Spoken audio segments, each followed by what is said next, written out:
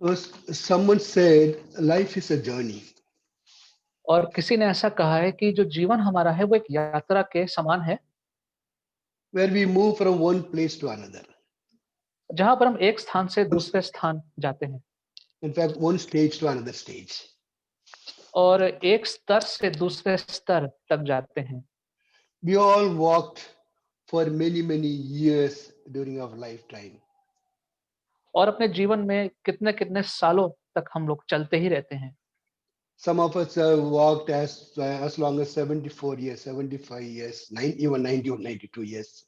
We हम में walked. से कुछ लोग जो हैं वो 74 साल, 75 साल, कुछ लोग तो 90 साल के जीवन चल चुके हैं But we kept walking. और हम लोग चलते ही रहे। And then we reached to 2020.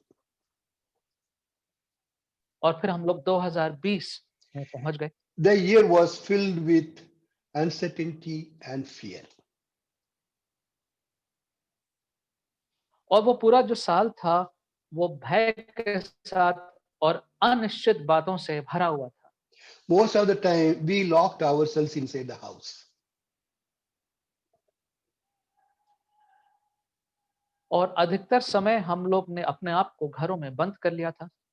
Now we finished 2020 and we are entering into another year.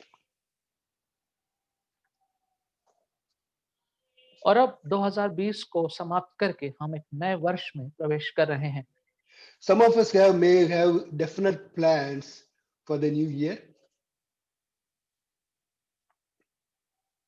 हो सकता है हम में से कुछ ने कुछ योजना बना के रखी हो इस नए वर्ष के लिए, But we have absolutely no idea how to achieve our plans. लेकिन हो सकता है कि हमें इस बात का कोई अंदाजा ना हो कि कैसे हमें अपने योजनाओं को पूरा कर पाएंगे। Some of us may have huge mountain to climb or huge rivers to cross.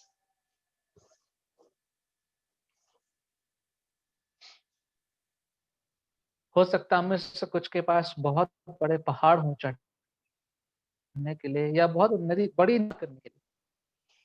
And we are wondering, how am I going to climb that huge mountain in my life? और शायद आप सोच रहे हैं कि इतना बड़ा पहाड़ जो है जीवन का, इसके ऊपर मैं कैसे चढ़ पाऊंगा। Probably we are filled with so much uncertainty, fear, and discouragement.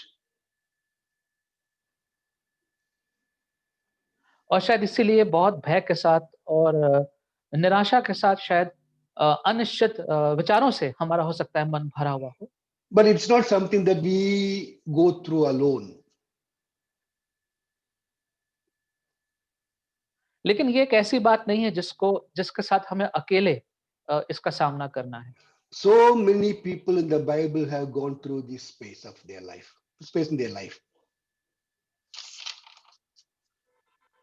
और इस प्रकार के समय से के साथ वचन में बहुत से लोग गुजरे हैं। I would like to look at one person who went through so much uncertainty, fear in his life at one point of time. और जीवन के एक समय में एक ऐसा व्यक्ति का सामना मैं आपसे कराना चाहता हूं जो इस प्रकार के भय से और अनिश्चित माहौल से होकर गुजरा। The scripture portion that we read this morning talks about that person. और आज का जो वचन का पाठ पढ़ा गया वो इस व्यक्ति के बारे में बताता है।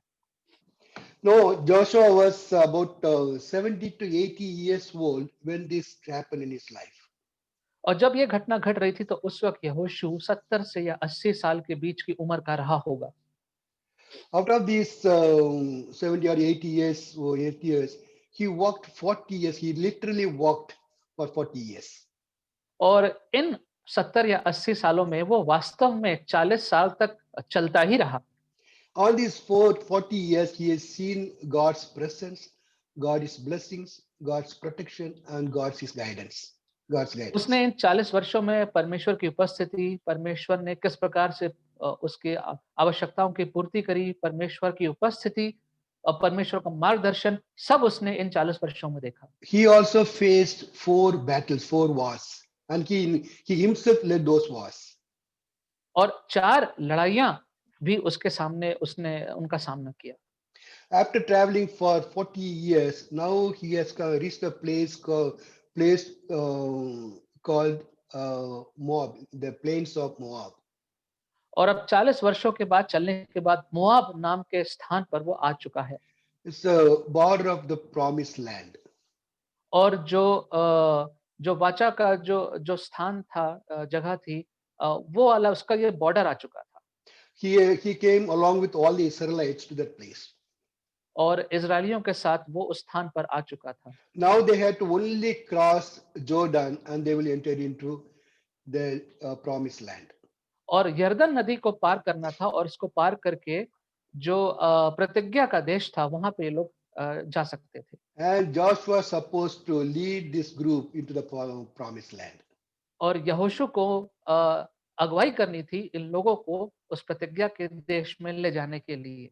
You know, at this time, Joshua faced three major और problems इस समय पे यहोशू के सामने 3 बड़ी समस्याएं उसके सामने थी। as he was waiting to enter into the promised land.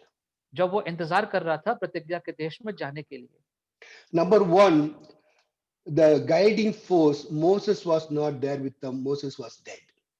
और पहली बात तो ये कि जो मार्गदर्शन करने वाला जो एक शक्ति थी मूसा, वो मर चुका था, अब वो साथ में नहीं था। For the past 40 years, Moses was with them. बीते 40 वर्षों में मूसा उनके साथ था। He was guiding them. वो उनका मार्गदर्शन कर रहा था। Every time they faced a problem, they turned to Moses and Moses turned to God to bring the solution. जब भी समस्या आती थी तो वो लोग मूसा के पास जाते थे। मूसा परमेश्वर के पास जाता था उपाय ढूंढने के लिए।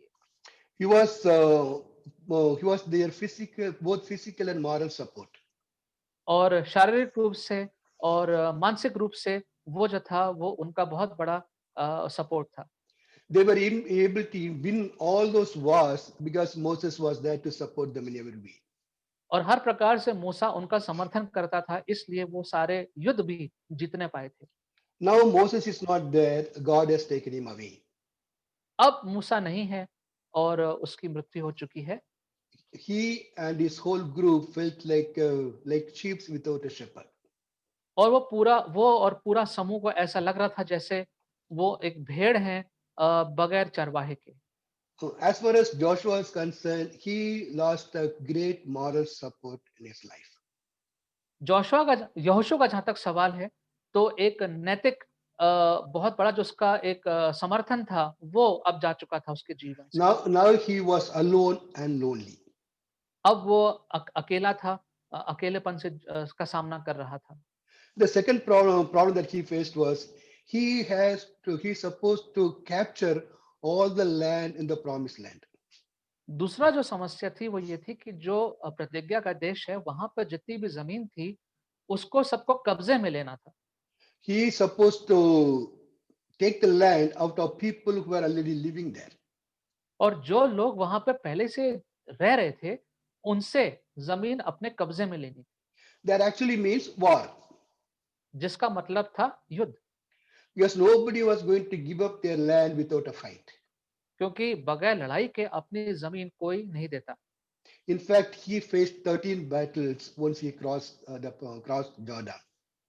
बल्कि उसने 13 युद्धों का सामना किया जब उन्होंने वो नदी यरदन पार कर ली थी। But at that point of time, he did not know how it will go, how many wars we'll have to face. लेकिन उस समय उसको नहीं मालूम था कैसे होगा, कितने युद्ध का सामना करना पड़ेगा, उसको नहीं मालूम था। He knew he had to climb a huge mountain on that. उसको ये मालूम था कि एक पहाड़ रूपी समस्या का उसको सामना करना है। So there was fear in him because he was alone, nobody to support, and he has to face all the wars. इसलिए उसमें बहुत भय था क्योंकि उसका समर्थन करने वाला कोई नहीं था और इन सारे लड़ाइयों को, बातों को अकेले उसको सामना करना था। The third problem that he faced was to distribute that land. और तीसरी समस्या थी कि वो जो सारी ज़मीन होगी उसको कैसे उसका आवंटन किया जाए। The land was very, very huge land. क्योंकि जो ज़मीन थी, जो देश था वो बहुत बड़ा ज़मीन थी। Someone read please Joshua chapter 1 verse 4. Chapter 1 verse 4. यहोशू 1 का 4। Your territory will extend from the desert to Lebanon, and from the great river, the Euphrates, all the Hittite country, to the Mediterranean Sea in the west. Martha? जंगल और उस Lebanon से लेकर परात महानद तक और सूर्यास्त की ओर महासमुद्र तक हित्तियों का सारा देश तुम्हारा भाग ठहरेगा. From Lebanon on the north to desert in the south. और लेबनन से लेकर के परात महानद तक, That is about 140 kilometers. जो कि मतलब है करीबन 140 kilometre. And from the river Euphrates to the Mediterranean Sea. और महासमुद्र से लेकर के यूफ्रेटिस नदी तक, That is about 400 kilometers. 400 miles. और वो 400 होता है miles. करीबन 400 मील होता है. Altogether, it's about 56,000 square miles of land. और 56,000 स्क्वायर माइल जो कहते हैं, इतना जमीन की बात हो रही है. 1,45,000 square kilometers of land. और 1,45,000 स्क्वायर किलोमीटर जमीन की बात हो रही है. No, he had to claim all the land from different people and then distribute to the 9.5 tribes. और इतने 9 अलग अलग जातियों में इतनी सारी जमीन अलग अलग लोगों से लेकर के बांटनी थी. I am saying 9.5 tribe because 2.5 tribe already got their promised land or the land other side of Jordan. और 9.5 ट्राइब में इसलिए कह रहा हूँ क्योंकि 2.5 जो जातियां थी उनको जमीन मिल चुकी थी. Reubenites, Danites, and of tribe of Manasseh already got their received their inheritance. Reuben और मनासे और उनकी जो जाति थी उनको जमीन मिल चुकी. He had to take and distribute this huge land. ये उसको लेकर के बड़ी जमीन लेके उसको बांटनी थी. There was so much of uncertainty and fear in his heart. और उसके मन में बहुत ज्यादा भय और अनिश्चितता उसके मन में थी. As he was waiting to enter into the promised land. और जब वो इंतजार कर रहा था प्रतिज्ञा के देश में जाने के लिए. The first hurdle was a huge river, Jordan River. He did not even know how he was going to cross that river.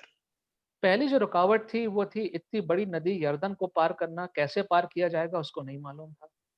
And at that time, God came and talked to him. और उस समय पे परमेश्वर ने आके उससे बातचीत करी. God said two most important things to him. परमेश्वर ने 2 बहुत ही महत्वपूर्ण बातें उससे करी. He gave him some commands उसको कुछ आदेश दिए and he gave him some promises. और उसको कुछ उससे वायदे किए. We are going to look at God's commands and his promises to Joshua. हम देखना चाहते हैं यहोशू को परमेश्वर ने क्या आज्ञाएं दी और क्या प्रतिज्ञाएं दी. The first command was, he command you guys get ready to cross Jordan River. और पहला जो उसको आदेश दिया वो ये था कि यर्दन नदी को पार करने के लिए तैयार हो जाओ. Get ready. That was God's command. और परमेश्वर का आदेश था कि तैयार हो जाओ. No, Jordan River was about 100 feet in width यर्दन नदी की चौड़ाई करीबन 100 फीट थी and 3 to 10 feet deep. और 3 से लेकर के 10 फीट तक गहरी थी. And someone read please Joshua 3:15, chapter 3 verse 15. यहोशू 3 का 15 पढ़ दीजिए. Now the Jordan is at flood stage, all during harvest. Yet as soon as the priests who carried the ark reached the Jordan and their feet touched the water's edge, the water from upstream stopped flowing. It piled up at a heap a great distance away at a town called Adam in the vicinity of Zarethan. और संदूक के उठाने वाले यर्दन पर पहुंचे और संदूक के उठाने वाले याजकों के पांव यर्दन तीर के जल में डूब गए.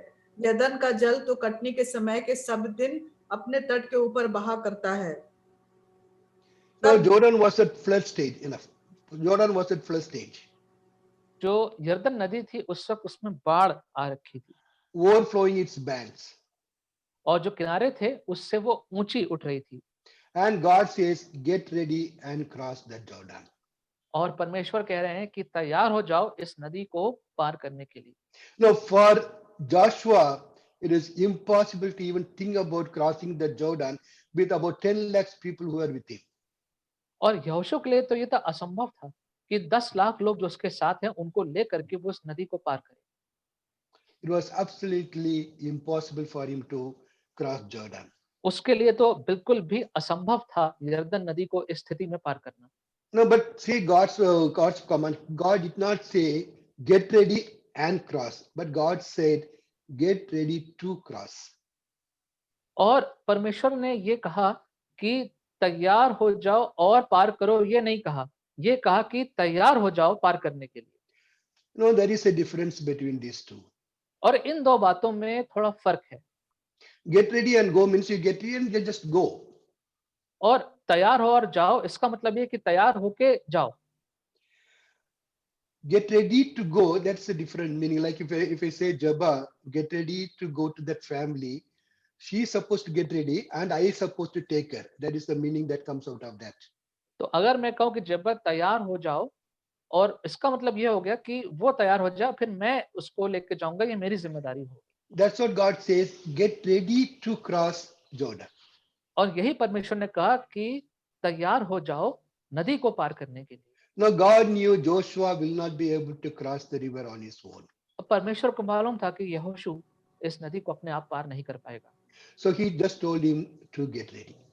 तो उसने उससे यही कहा कि बस तैयार हो जाओ।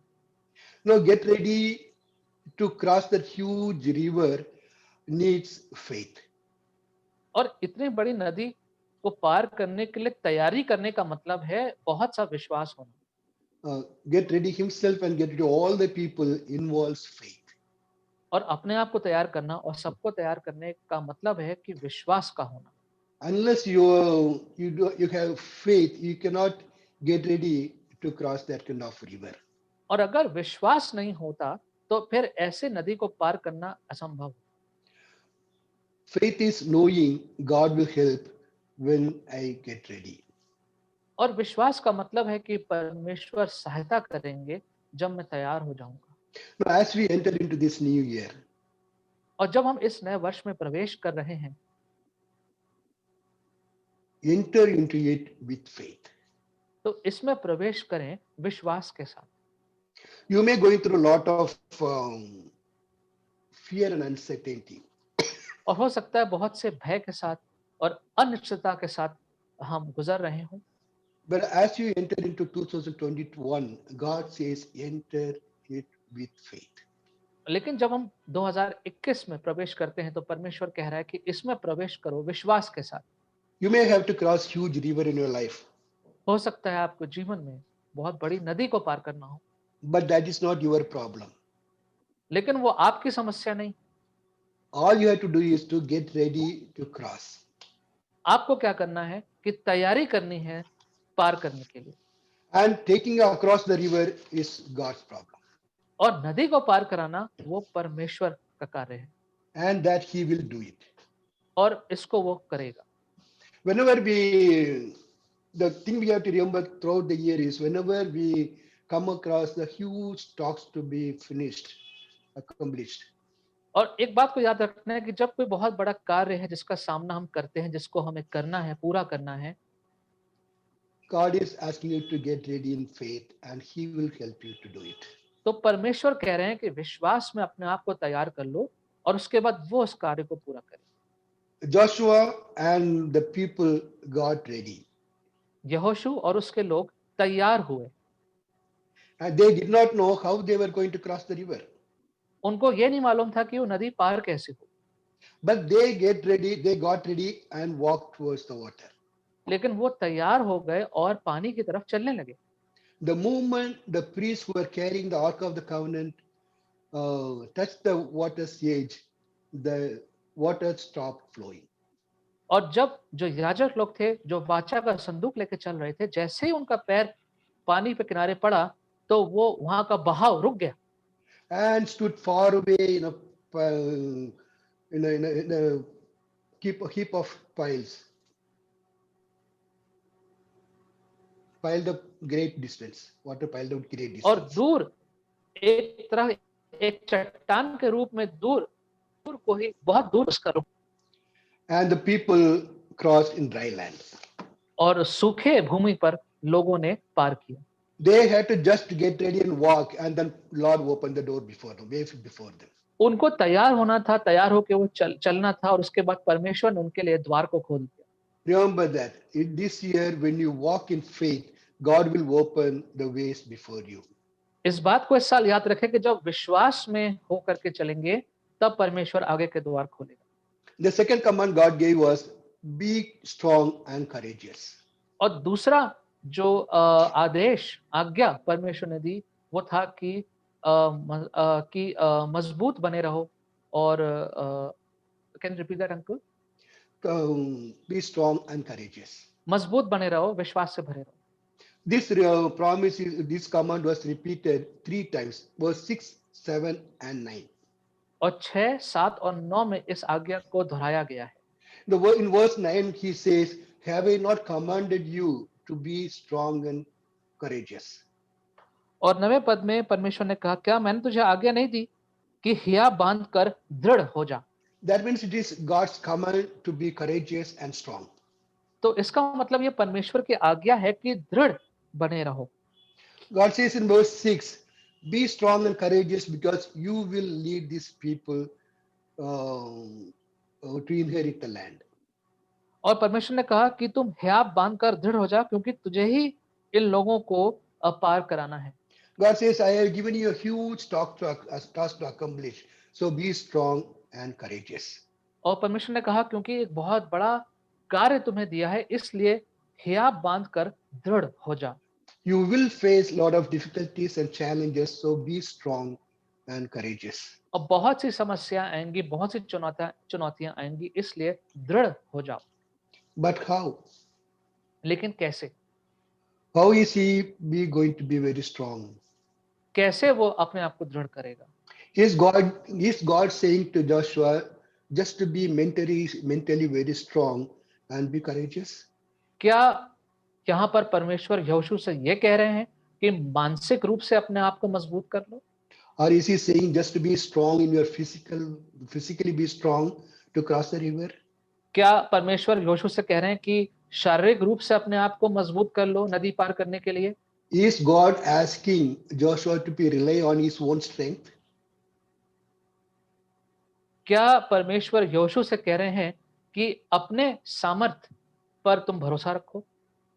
You know, in the recent past, there is a word which many young people use to believe in yourself. आजकल के समय में एक वाक्य है जिसको बहुत से लोग मानते हैं, विश्वास करते हैं, जवान लोग, कि अपने आप में भरोसा रखो. Believe in yourself and you will be successful. अपने आप पे भरोसा रखो और तुमको सफलता प्राप्त होगी. No, that particular phrase is not found in the Bible. और ये जो बात है, ये जो विचार है, ये आपको वचन में कहीं नहीं मिलता है. God never says believe in yourself and you will be successful. परमेश्वर कभी नहीं कहते हैं कि अपने आप में भरोसा रखो और तुमको सफलता प्राप्त होगी. God did not tell Joshua to be strong and believe in himself. परमेश्वर ने कभी नहीं कहा कि यहोशू से कि तुम दृढ़ बने रहो और अपने आप में विश्वास रखो. Someone read verse 5, please. Chapter 1, verse 5. 5वां पद पढ़ दीजिए. No one will be able to stand against you all the days of your life. As I was with Moses, so I will be with you. I will never leave you nor forsake you. Martha, please. तेरे जीवन भर कोई तेरे सामने ठहर ना सकेगा. जैसे मैं मूसा के संग रहा, वैसे ही तेरे संग भी रहूंगा, और ना तो मैं तुझे धोखा दूंगा और ना तुझको छोड़ूंगा. No, God says, be strong because I am with you. परमेश्वर कह रहे हैं कि दृढ़ बने रहो क्योंकि मैं तुम्हारे साथ हूं. God says, rely on my strength. परमेश्वर कह रहे हैं कि मेरे सामर्थ्य पर निर्भर रहो. He was not asking Joshua to rely on his own strength, but he says, rely on my strength. वो यहोशू से ये नहीं कह रहे थे कि अपने सामर्थ्य पर भरोसा रखो, लेकिन वो कह रहे थे कि मेरे सामर्थ्य पर भरोसा रखो. Your courage and your strength should be based on my presence in your life. और तुम्हारा जो सामर्थ्य है, तुम्हारा जो दृढ़ संकल्प है, वो मेरी उपस्थिति जो तुम्हारे जीवन में है उस पर आधारित होना चाहिए। Now, as we enter into the new year, we do not know what lies ahead. जब हम इस नए साल में प्रवेश करते हैं, हमें नहीं मालूम जीवन में आगे क्या आने वाला है, But God says, be strong and be courageous. लेकिन परमेश्वर कह रहे हैं कि दृढ़ संकल्प रहो, मजबूत बने रहो। Let your strength and courage comes from the fact that I am present in your life. और जो तुम्हारा दृढ़ संकल्प है वो इस बात में आए, इस बात पे आधारित हो कि परमेश्वर की उपस्थिति हमारे जीवन में है। Let your strength and courage based on my presence in your life. That's what God says. और परमेश्वर कह रहे हैं कि जो मेरी उपस्थिति तुम्हारे जीवन में है उसके ऊपर अपना दृढ़ संकल्प बना के रखो, Let it be never on your own strength. और कभी भी वो तुम्हारे अपने सामर्थ्य पर ना आधारित हो। The second time God repeats the same command is in verse 7 and 8. और 7 और 8 में परमेश्वर ने दोहराया इस आज्ञा को। Someone read please 7 and 8. Be Chapter 1, strong verse and 7. very courageous. Be careful to obey all the law my servant Moses gave you. Do not turn from it to the right or to the left, that you may be successful wherever you go. Keep this book of the law always on your lips. Meditate on it day and night, so that you may be careful to do everything written in it. Then you will be prosperous and successful. Yes, sir. Martha. इतना हो कि तू हियाव बांधकर और बहुत दृढ़ होकर जो व्यवस्था तेरे दास मूसा ने तुझे दी है उन सब के अनुसार करने में चौकसी करना, और उससे ना तो दाहिने मुड़ना और ना बाएं, तब जहां जहां तू जाएगा वहां वहां तेरा काम सफल होगा। व्यवस्था की पुस्तक तेरे चित्त से कभी ना उतरने पाए, इसी में दिन रात ध्यान दिए रहना, इसलिए कि जो कुछ उसमें लिखा है उसके अनुसार करने की तू चौकसी करे, क्योंकि ऐसा ही करने से तेरे सब काम सफल होंगे और तू प्रभावशाली होगा। Now God says, follow and obey my commands. और परमेश्वर कह रहे हैं कि जो मेरी आज्ञाएं हैं उनको पूरा करो Now और उनका पालन करो। to obey God's commands, we need His strength and His courage. और परमेश्वर की आज्ञाओं का पालन करने के लिए हमें उसका सामर्थ्य चाहिए। Only God can give us a strength and courage to obey His words. और उसके शब्दों को, वचन को पूरा करने का जो सामर्थ्य है वो परमेश्वर के द्वारा ही आ सकता है। You know, in this verse 7 and 8, God says three things. 7 और 8 पद में परमेश्वर 3 बातें हमसे कहते हैं। He says, obey God's word. कहते हैं कि परमेश्वर के वचन का पालन करो। Second, speak God's word. दूसरा, परमेश्वर का जो वचन है उसको बोलो। And meditate God's word. और तीसरा है कि परमेश्वर के वचन पर अध्ययन करो। Now, when you do these things, you accomplished two things. और जब इन बातों को करते हैं तो 2 बातें हमारे जीवन में पूरी होती हैं। Number one, you will be building a great relationship with God. पहली बात कि परमेश्वर के साथ एक बहुत अच्छा संबंध हमारा बनना शुरू होगा। Second, you will be cultivating God's presence in your life every day. और दूसरी बात, प्रतिदिन परमेश्वर की जो उपस्थिति है उसको हम अपने जीवन में बढ़ाएंगे। Obey God's word, speak God's words, and meditate God's word. That will build relationship with God. और परमेश्वर के आज्ञा का पालन करें, परमेश्वर के वचन को बोलें, परमेश्वर के वचन पर अध्ययन करें, और उससे परमेश्वर की उपस्थिति हमारे जीवन में बढ़ती जाएगी। When you want to accomplish great things in your life, you need to have great relationship with God as well. और अगर हम अपने जीवन में बड़े कामों को पूरा करना चाहते हैं तो उसके लिए परमेश्वर के साथ एक अच्छा संबंध, बड़ा संबंध भी हमको बढ़ाना है। You will not be able to do any great things unless you have God with you to help you. कोई भी बड़ा काम जीवन में नहीं कर पाएंगे जब तक हमारे साथ परमेश्वर नहीं होंगे उस कार्य को करने के लिए। Let me point out something very clear here. और 1-2 बात मैं बहुत स्पष्ट करना चाहता हूँ। Now, God is not saying, read my word day and night. परमेश्वर ये नहीं कह रहे हैं कि रात और दिन मेरे वचन को पढ़ते रहो, But says, meditate my word day and night. लेकिन लिखा है कि ध्यान और मनन करते रहो दिन और रात। Whatever you read in the morning, read it in such a way that verse will linger in your mind throughout the day. और जो भी सुबह पढ़ते हैं उसको ऐसा पढ़ें कि वो दिन भर वो वचन जो है, वो विचार जो है, वो आपके दिलो दिमाग में बना रहेगा, that you will be able to meditate upon God's word throughout this day, कि throughout the day. पूरे दिन परमेश्वर के उस वचन को हम ध्यान करते रहें। Now, very often our Bible reading goes very fast in 5 minutes. कई बार हमारा वचन जो है वो बहुत जल्दी-जल्दी निकलता है, 2-5 मिनट में पूरा हो जाता है। Don't read Bible as a morning duty. और एक सुबह की कोई ड्यूटी को समझ के वचन को ना पढ़ें। Read it slowly, understand it, and meditate upon it throughout the day. धीरे-धीरे पढ़ें, उसको समझते हुए पढ़ें और दिन भर उस पर ध्यान करते रहें। And that will build a great relationship with God. और उससे परमेश्वर के साथ एक अच्छा संबंध स्थापित होगा। And that relationship will give you the strength and the courage to obey God's word. और उस संबंध से आपको सामर्थ मिलेगा परमेश्वर की आज्ञा को मानने का। You know, when you do this, you will be able to build a relationship with God. Knows about it. और परमेश्वर को मालूम है कि जब आप ऐसा करेंगे तो आपका संबंध बनेगा परमेश्वर के साथ। That's what God says. Do it.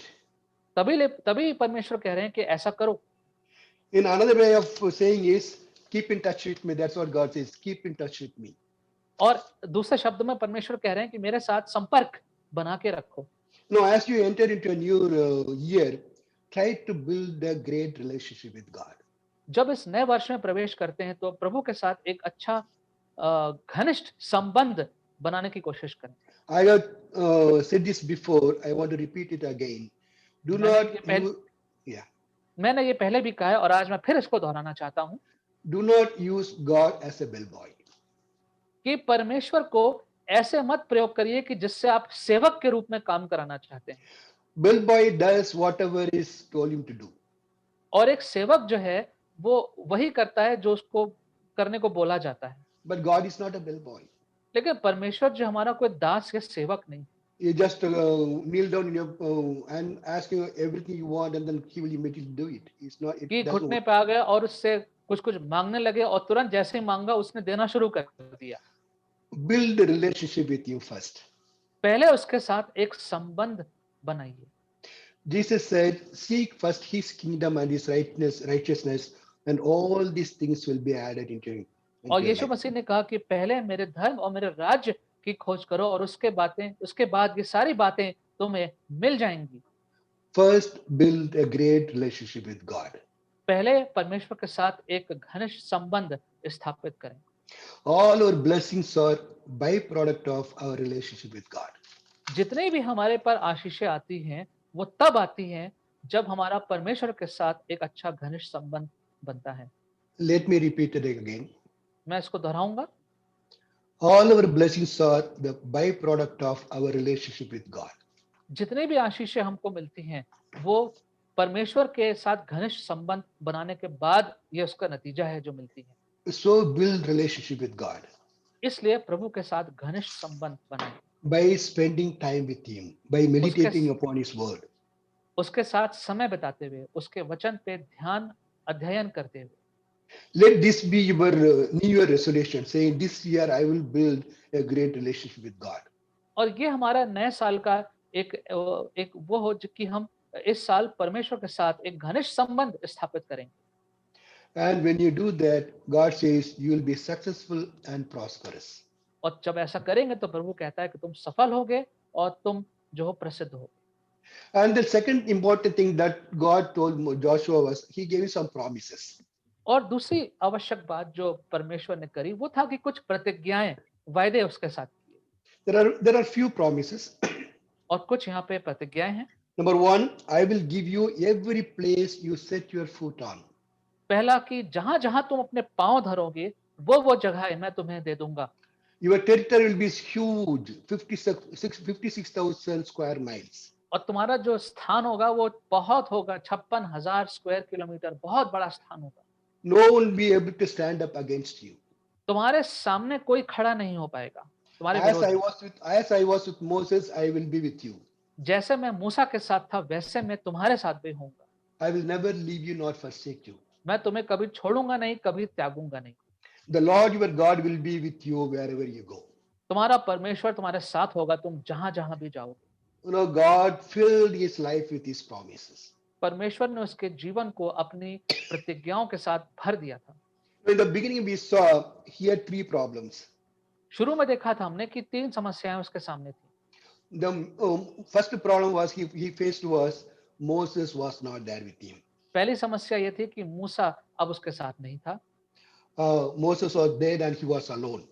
वो मूसा की मृत्यु हो चुकी थी और यहोशू अब अकेला था And he had to fight alone and take the land and distribute. और अकेले ही युद्ध करना का सामना करना था और कैसे सारी जमीन को बांटना था। So he was afraid. इसलिए वो भयभीत था। Now God is addressing his problem with his promise. और अब ये जो समस्या थी इनका सामना अब परमेश्वर बता रहे हैं अपनी प्रतिज्ञाओं के द्वारा कि उसको क्या करना है। His major problem was Moses was not there.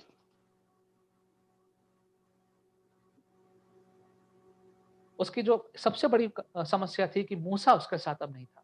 He was not there to encourage of the Lord and give him advice to do whatever need to be done.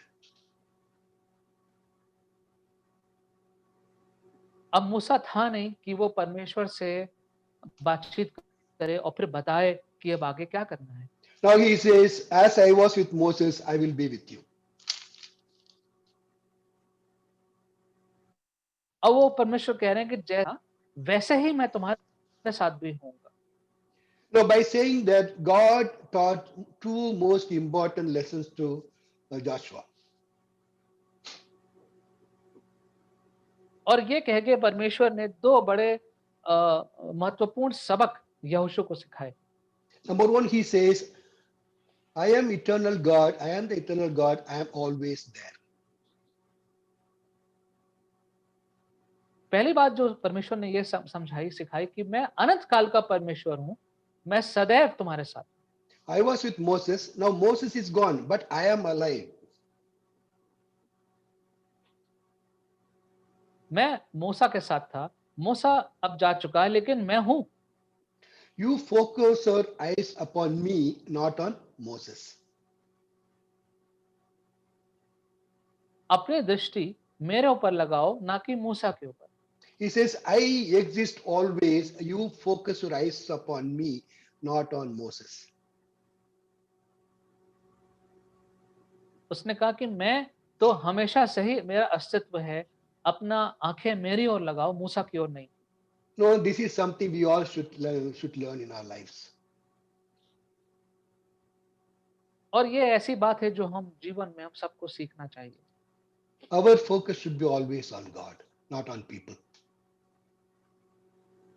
हमारा जो ध्यान है वो हमेशा परमेश्वर पर ही रहना चाहिए। Now, God will bring people to help us and support us, but our focus should be always on God.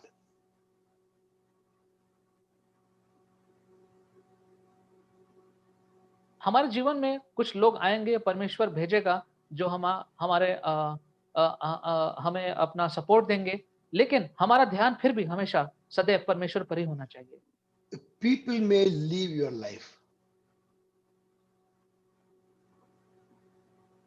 लोग आपके जीवन में से आ जा सकते हैं, but God is always there. लेकिन परमेश्वर सदैव हमारे जीवन में रहते हैं। He is the only source on whom you can rely as long as you live on this earth. वही एकमात्र स्रोत है जिसके ऊपर हम भरोसा कर सकते हैं जब तक हमारा जीवन इस पृथ्वी पर है। The second thing God taught Moses was, Joshua was, दूसरी बात सबक जो परमेश्वर ने यहोशू को दिया वो ये है, it was not Moses who brought you out of Egypt and led you through wilderness, it was me. कि मूसा तुमको उस जंगल में से रेगिस्तान से निकाल के नहीं लाया, मैं तुम्हें निकाल के लाया था। I brought you out of Egypt, not Moses.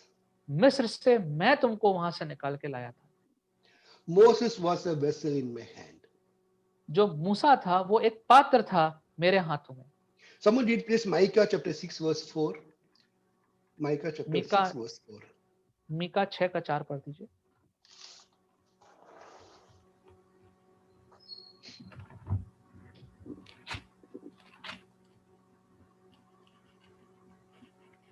Chapter 6 verse 4.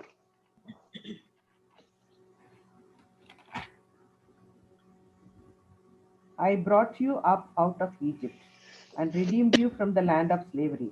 I sent Moses to lead you, also Aaron and Miriam. Yes. मेरे विरुद्ध साक्षी दे, मैं तो तुझे मिस्र देश से निकाल ले आया और दासवे के घर में से तुझे छुड़ा ले आया और तेरी अगुवाई करने को मूसा, हारून और मरियम को भेज दिया.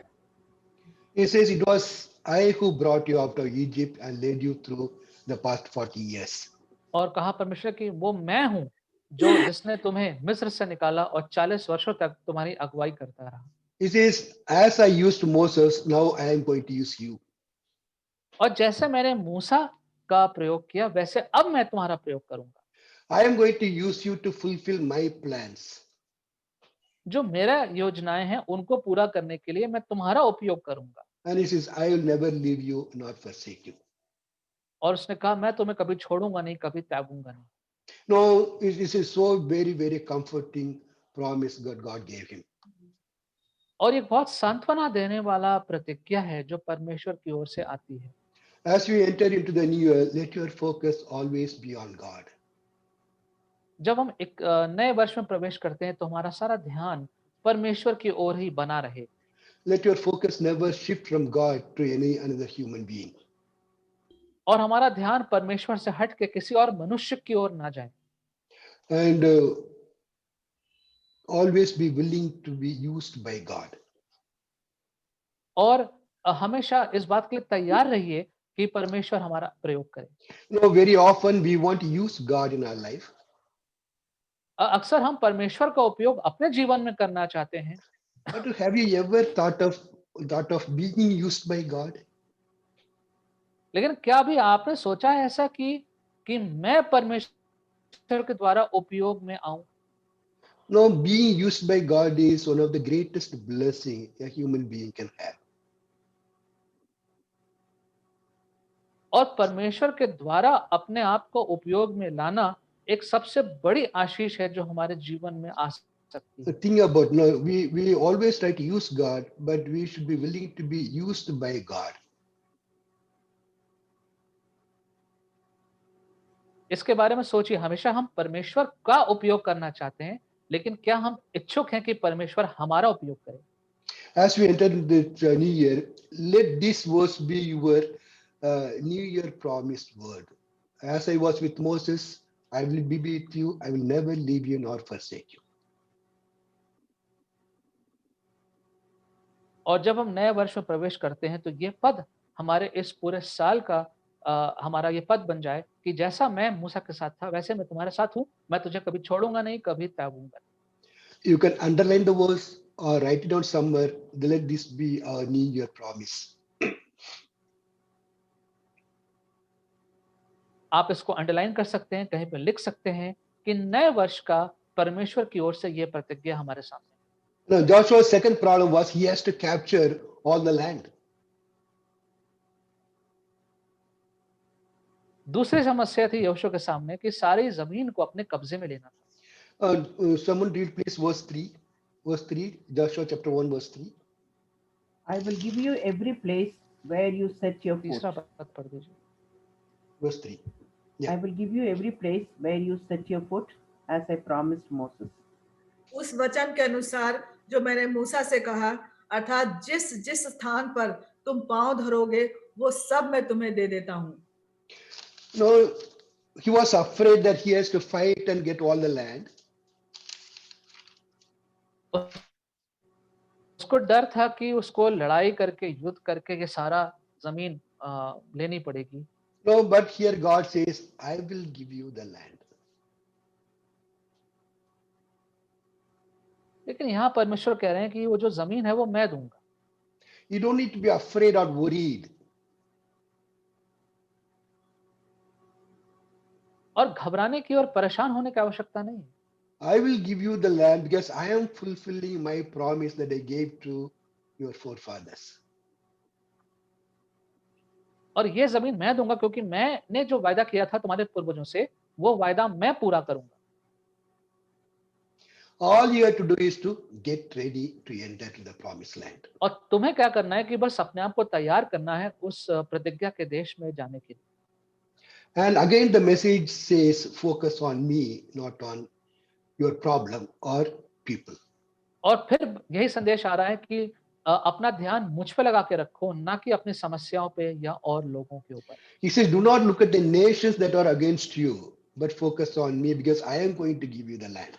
और परमेश्वर कह रहे हैं कि जो देश तुम्हारे विरोध में है, उन पे ध्यान मत करो, लेकिन मेरी ओर ध्यान करो, क्योंकि वो जो जमीन है वो मैं दूंगा। Now, as we enter into 2021, God says, do not focus your eyes on your problems, but focus on me.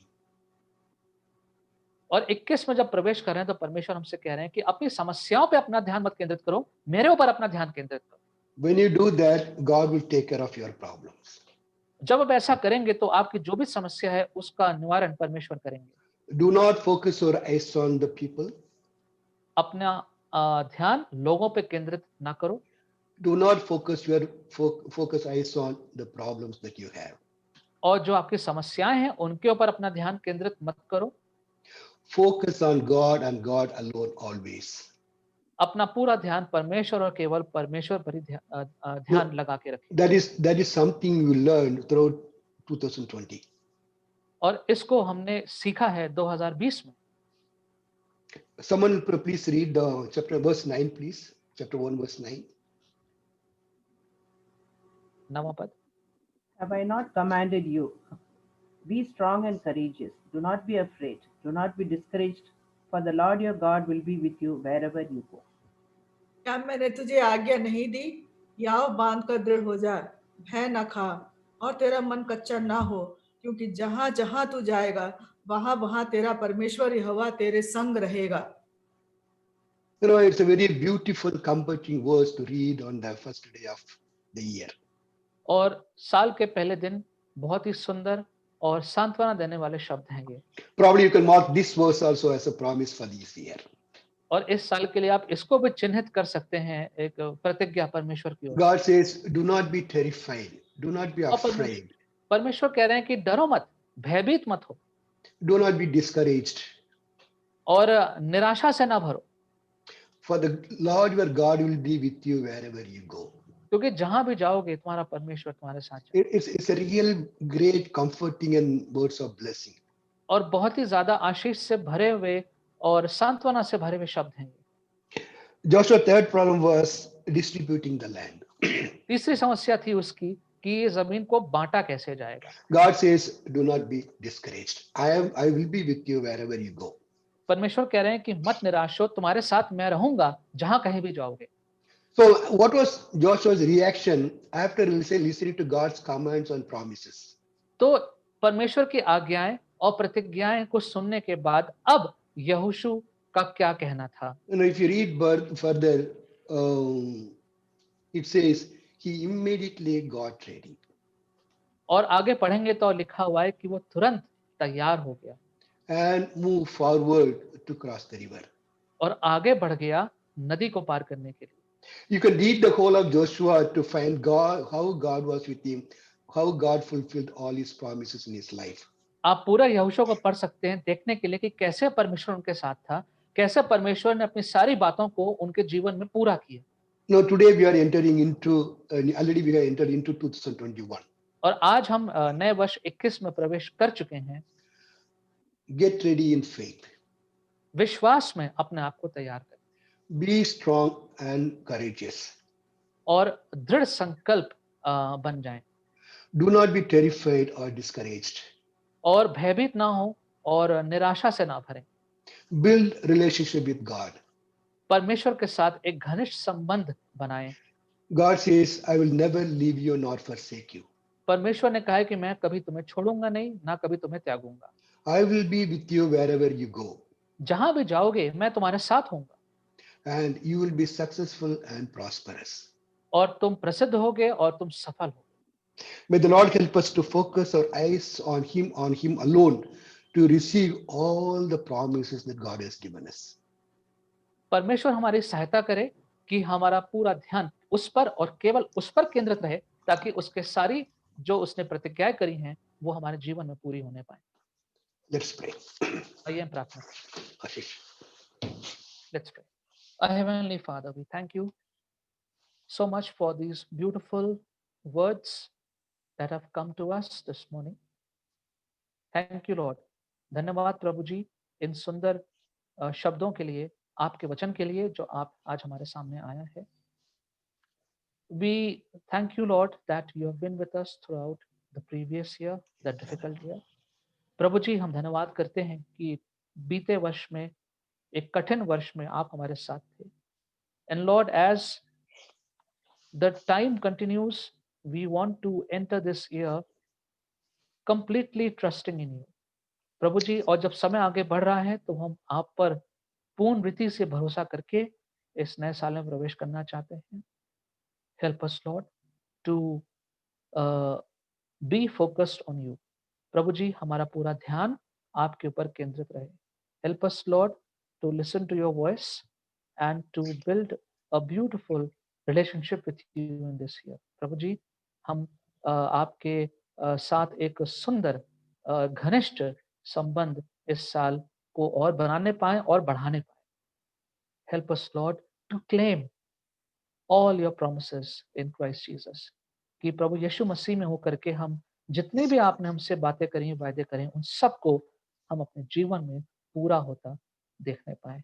Help us, Lord, give us your strength and wisdom to achieve all of this in this year. प्रभु जी हमें सामर्थ दीजिए, हमें बुद्धि दीजिए कि इन सब बातों को हम इस वर्ष अपने जीवन में पूरा होते हुए देखने पाए। In Jesus' name we ask. Amen. Amen. Amen.